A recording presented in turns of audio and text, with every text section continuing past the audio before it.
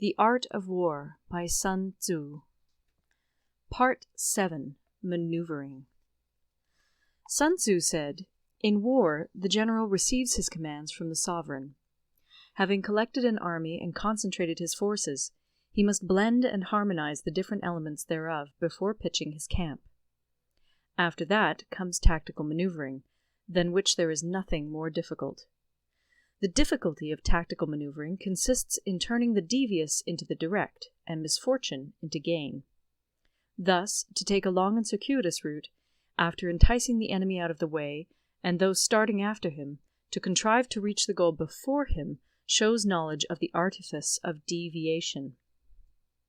Maneuvering with an army is advantageous, with an undisciplined multitude most dangerous.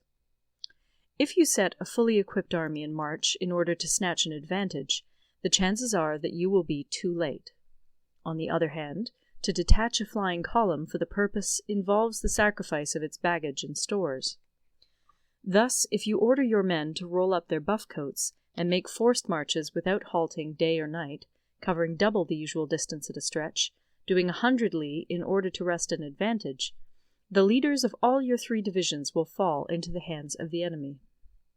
The stronger men will be in front, the jaded ones will fall behind, and on this plan only 1/10 of your army will reach its destination. If you march 50 li in order to outmaneuver the enemy, you will lose the leader of your 1st division, and only half your force will reach the goal. If you march 30 li with the same object, 2/3 of your army will arrive. We may take it then that an army without its baggage train is lost. Without provisions, it is lost. Without bases of supply, it is lost. We cannot enter into alliances until we are acquainted with the designs of our neighbors.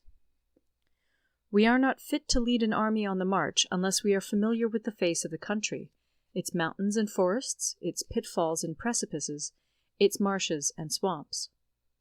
We shall be unable to turn natural advantage to account unless we make use of local guides. In war, practice dissimulation and you will succeed. Whether to concentrate or to divide your troops must be decided by circumstances. Let your rapidity be that of the wind, your compactness that of the forest. In raiding and plundering be like fire, in immovability like a mountain. Let your plans be dark, and impenetrable as night, and when you move, fall like a thunderbolt. When you plunder a countryside, let the spoil be divided amongst your men. When you capture new territory, cut it up into allotments for the benefit of the soldiery. Ponder and deliberate before you make a move. He will conquer who has learnt the artifice of deviation. Such is the art of maneuvering. The Book of Army Management says, "On the field of battle, the spoken word does not carry far enough. Hence the institution of gongs and drums. Nor can ordinary objects be seen clearly enough. Hence the institution of banners and flags. Gongs and drums, banners and flags, are means whereby the ears and eyes of the host may be focused on one particular point. The host thus forming a single united body, it is impossible either for the brave to advance alone, or for the cowardly to retreat alone. This is the art of handling large masses of men. In night fighting, then, make much use of signal flyers and drums, and in fighting by day, of flags and banners, as a means of influencing the ears and eyes of your army. A whole army may be robbed of its spirit. A commander-in-chief may be robbed of his presence of mind. Now, a soldier's spirit is keenest in the morning. By noonday it has begun to flag, and in the evening his mind is bent only on returning to camp. A clever general, therefore, avoids an army when its spirit is keen, but attacks it when it is sluggish and inclined to return. This is the art of studying moods. Disciplined and calm, to await the appearance of disorder and hubbub amongst the enemy. This is the art of retaining self-possession. To be near the goal while the enemy is still far from it, to wait at ease while the enemy is toiling and struggling, to be well fed while the enemy is famished. This is the art of husbanding one's strength. To refrain from intercepting an enemy whose banners are in perfect order, to refrain from attacking an army drawn up in calm and confident array, this is the art of studying circumstances. It is a military axiom not to advance uphill against the enemy, nor to oppose him when he comes downhill. Do not pursue an enemy who simulates flight. Do not attack soldiers whose temper is keen.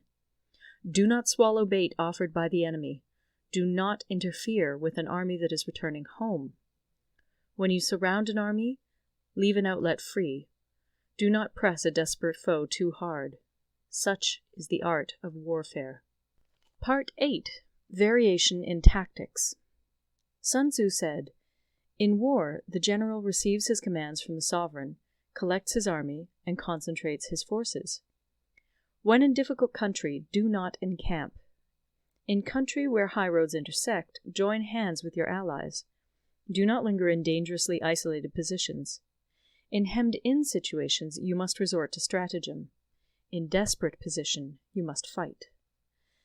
There are roads which must not be followed, armies which must not be attacked, towns which must not be besieged, positions which must not be contested, commands of the sovereign which must not be obeyed."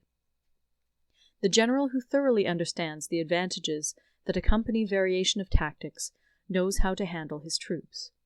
The general who does not understand these may be well acquainted with the configuration of the country, yet he will not be able to turn his knowledge to practical account.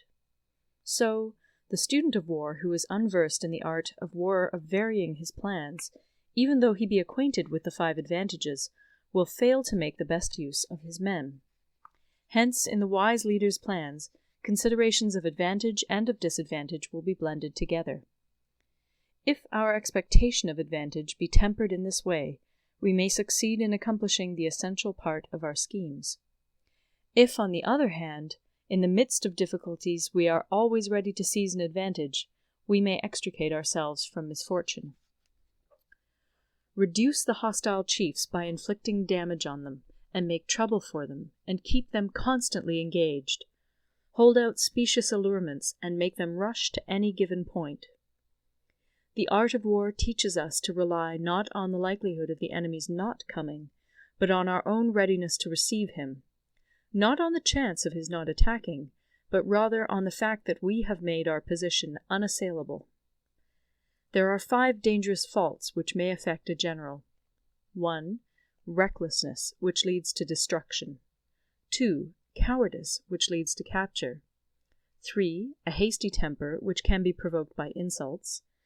4. A delicacy of honor, which is sensitive to shame. 5. Over-solicitude for his men, which exposes him to worry and trouble.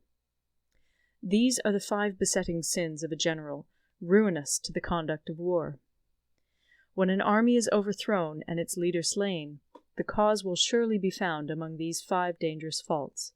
Let them be a subject of meditation.